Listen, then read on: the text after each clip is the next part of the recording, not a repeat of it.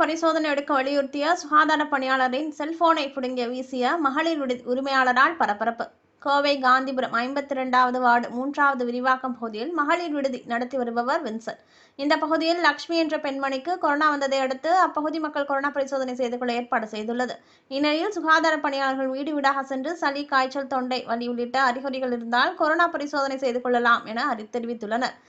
சாந்தி பெண்கள் தங்கும் விடுதியில் சுகாதார பணியாளர்கள் சளி, காய்ச்சல் அறிகுறி இருக்கிறதா என கேட்டுள்ளனர். இதனையடுத்து உரிமையாளர் வின்சென்ட் சுகாதார பணியாளர்களை ஆபாசமாக பேசியதோடு தாக்க முற்பட்டுள்ளார். இத்தகவல் இருந்த சம்பவத்திற்கு வந்த சுகாதார மேற்பார்வையாளர் ஆனந்தின் செல்போனை பிடுங்கி எறிந்ததோடு டைல்ஸ் கல்லையும் எடுத்து வீசி அதிகாரியை மிரட்டியுள்ளார்.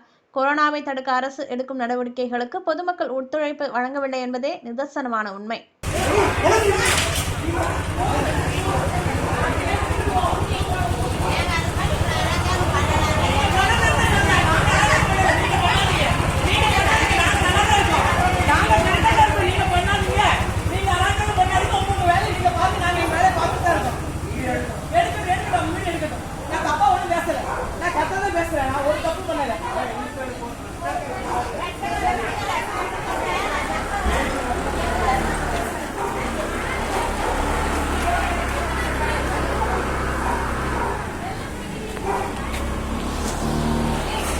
உடச்சு போட்டானே அதுக்கு